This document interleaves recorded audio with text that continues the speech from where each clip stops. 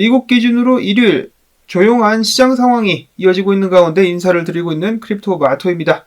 얼마 전에 발생했었던 러시아 내에서의 끔찍한 테러 사태 이후에 러시아는 그 배후를 우크라이나로 지목을 하고 우크라이나에 대한 대규모 공습을 시작했다는 소식 나왔습니다.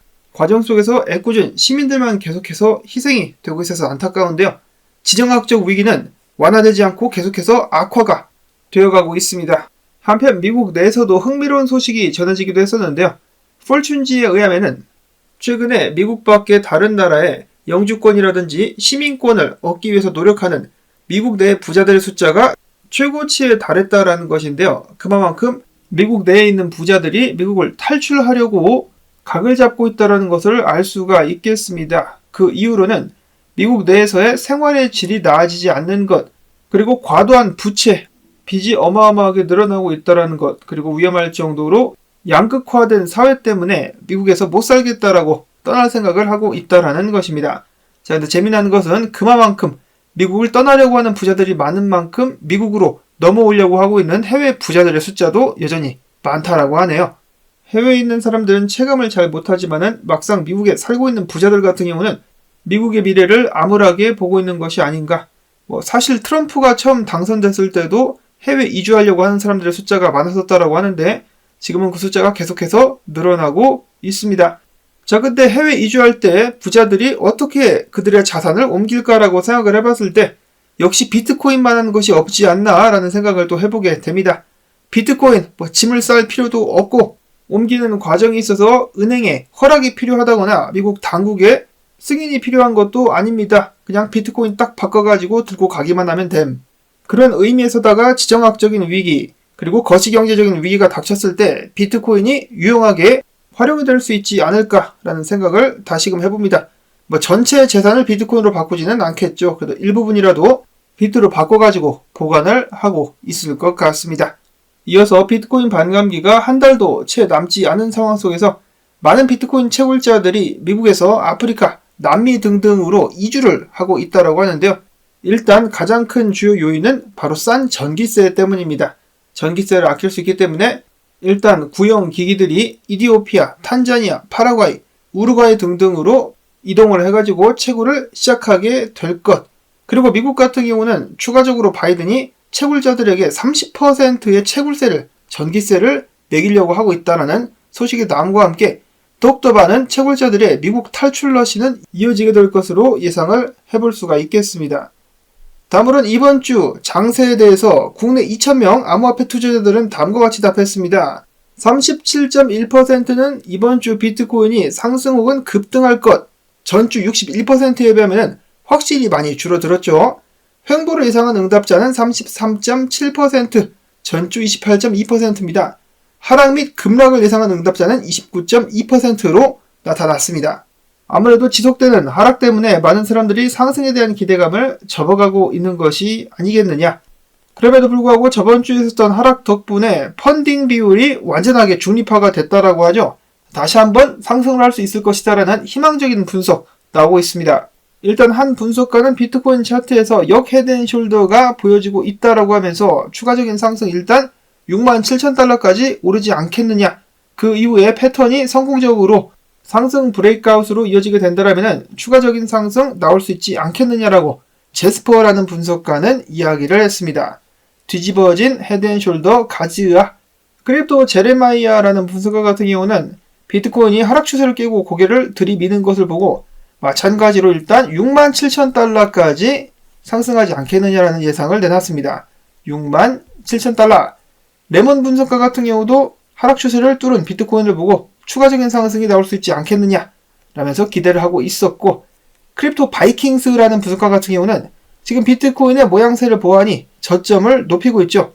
62,000달러 아래로 떨어지지 않는 한 비트코인의 상승세를 기대해 볼 수 있을 것이다 라고 이야기를 했습니다. 그리고 더 나아가서 69,000달러 위까지 올라가서 안착을 할 수 있다. 그러면 당연히 추가적인 상승 기대를 해볼 수 있을 것. 다음으로 닥터 프로핏 분석가, 이전에 10번 이상 비트코인의 큰 움직임을 맞춰가지고 많은 인기를 끌기도 했었는데요. 그는 이렇게 이야기를 하고 있습니다. 최근 비트코인의 횡보를 그리고 조정을 긍정적으로 본다. 7만 달러까지 다시 오른 후에 만약에 비트코인이 72,500달러를 깨면은 추가적인 떡상이 가능하다. 지금은 인내를 해야 된다. 비트코인의 계속되는 강세를 예상을 하고 있으며 반감기는 아직 지나가지도 않았고 찐불장은 시작되지 않았기 때문에 계속해서 좋아 보이는 코인들 줍줍을 이어나가면 된다라고 이야기를 했습니다. 근데 보시면은 본인의 예측이 어긋났을 경우 추가적인 조정이 더 깊게 들어올 경우도 예상을 했는데요. 그럴 경우 48,000달러까지도 보고 있는 모습을 확인을 해볼 수가 있겠습니다. 부디 이렇게 가지 않고 여기서 와리가리를 치다가 오를 수 있기를 바래 보는데요. 이런 식으로다가 희망 회로가 팽팽팽팽 아직까지는 돌아갈 여지가 있다. 한번 가지야.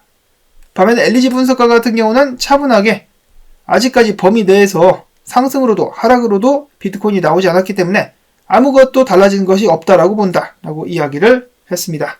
과연 이번 주에 비트코인이 방향성을 한번 보여줄 수 있을 것인가 주목이 되고 있는 가운데 코인코드에서 알트코인 와치리스트라는 기사를 내보냈는데요. 도움될 만한 정보들이 있어가지고 한번 가져가 봤습니다. 알트코인 와치리스트 첫 번째는 도지코인 코인베이스 인터내셔널에서 4월 1일부터 도지코인의 선물 거래를 시작할 예정이며 다가오는 4월 20일 반감기로 예정이 되어 있으며 히틀러의 생일이기도 한 4월 20일 도지의 날로 또 알려져 있다라고 하죠. 그리고 또한 앱토스 같은 경우는 4월 중대한 최근 메타로 알려지고 있는 실물 연계자산 관련된 발표를 앞두고 있으며 주요 자산 운용사와의 파트너십 가능성 블랙락이다 프랭클린 템플턴이다 말이 많은데 이런 루머가 돌고 있다라고 합니다. 만약에 루머가 현실이 된다 그러면 앱토스 날아가게 되는 수가 있습니다. 그렇기 때문에 주목해서 봐야 된다. 그 외에는 팬들 최근 성공적인 이더파이의 출시 덕분에 다시 한번 주목을 받고 있다라고 하고 팬텀, STX, 온두파이낸스, 톤, 엑스플라, 에어로, 베저 그리고 게임코인인 PYR 등등이 지켜볼 만한 알트코인이다 라고 이야기를 하면서 그것에 대한 근거를 다 소개를 해놨습니다. 관심 있으신 분들은 해당 기사를 찾아가지고 읽어보시면 도움이 되지 않을까 싶고요. 비트코인이 이번 주에 최소 횡보만 해준다라면 떡락만 하지 않는다라면 알트코인들 계속해서 상승 및 반등을 이어갈 수 있을 것으로 예상이 됩니다. 그리고 앞에서 소개됐었던 코인들 중에 도지코인 같은 경우는 차트가 지금 현재 이런 모습, 주봉 차트인데요. 굉장히 긍정적인 모습을 보여주고 있기 때문에 추가적인 상승 나올 수 있지 않겠느냐. 그 다음으로는 PYR, 최근 상승 후에 조정 그리고 지금 지지 확인을 하고 있는 상황인데 스테이킹 발표와 함께 추가적인 상승 기대를 한번 해봐도 좋을 것 같다 라는 분석 또한 있었습니다. 렉트 캐피탈 분석가 같은 경우는 솔라나의 주봉 차트를 보면서 솔라나가 성공적으로 돌파 후에 저항 돌파 후에 지지 확인을 마치고 있는 것으로 보여지고 있다 라고 하면서 솔라나의 모습이 긍정적이다라는 분석을 남기기도 했었고 로만 분석가 같은 경우는 크립토닷컴 코인 바닥에서 사가지고 지금 몇 배 먹었다라고 과거부터 자랑을 해왔었는데요. 주봉 차트를 봤을 때 괜찮다라고 합니다. 앞으로 알트코인들 지속적으로 상승할 것으로 예상을 하고 있는 가운데 돈을 벌고 싶다라면은 사토시 차트상 그리고 달러 차트상에서 크립토닷컴 코인과 같은 차트를 찾으면 된다라고 이야기를 하기도 했었습니다. 자, 과연 이번 주에 알트코인들 계속해서 상승할 수 있을 것인지 그 다음에는 국내 소식들 준비가 되어 있습니다. 시청자분들께서 요청을 해주신 소식 지금 현재 암호화폐 과세 유예에 대해서 국민청원이 진행 중에 있습니다. 주요 내용은 금투세 같은 경우는 지금 현재 2년 유예를 전제로 세부 사항이 조율 중에 있는데 암호화폐는 왜 쏙 빼놓느냐? 암호화폐도 같이 껴가지고 일단 유예시켜놓고 세금을 매기고 싶으면은 닥사의 투명성 제고 등 제도 개선 및 투자자 보호장치를 마련 후에 과세를 검토해주면 좋겠다라는 의미로서다가 청원이 이루어지고 있습니다. 암호화폐 투자자분들께서는 해당 청원에 꼭 동의를 해주실 수 있으면 좋겠습니다. 이어서는 지겹습니다만 꼰둥이 관련된 업데이트가 또 나왔습니다. 꼰둥이가 징역살이를 마치고 가택연금을 하고 있다는 소식이 나왔었는데요.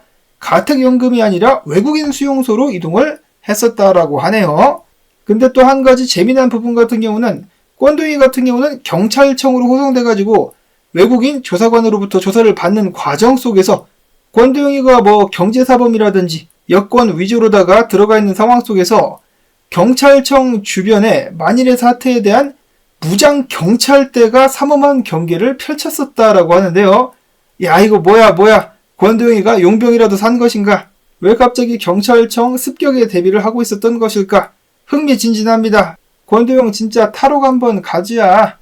다음으로는 속이 답답한 기사도 나오기도 했었는데, 미국 같은 경우야 경제사범에게 100년 이상, 800년형도 선고가 된다라고 하는데, 한국 같은 경우는 역대 최대로 형을 내렸던 것이 40년밖에 되지 않았었다라고 합니다. 최근에 한국에서 100억 원대 전세 사기를 친 건축왕 같은 경우는 1심에서 형량 15년밖에 받지 않았다라고 하는데요. 이는 바로 한국 법원에서 가중주의를 택하고 있기 때문이다 라고 합니다. 그렇기 때문에 권도영이 한국에 들어와가지고 정말로 법의 심판을 받게 된다면 최대 50년형까지만 구형될 것이다라는 예상이 나오고 있는데, 50년형도 안 나오겠죠. 유명 법무법인에서 몇십억 원을 받아 챙겼는데 무죄까지 나오게 될 수 있지 않을까. 무죄까지 이끌어내게 된다면 보너스를 또 엄청 권도영이로부터 받게 되겠죠. 아무튼지간에 요지경 같은 사건들이 판을 치고 있는 가운데 여러분들 부디 한 주의 시작 잘 하실 수 있기를 바라면서, 나온 정보들 도움되셨다면 비트코인 및 알트코인 반등 좀 가지야라는 의미에서 광고 영상 재생 및 클릭, 그리고 국민청원 동의 부탁을 드리면서 저는 다음에 새로운 소식 가지고 인사를 드리도록 하겠습니다. 안녕히 계십시오.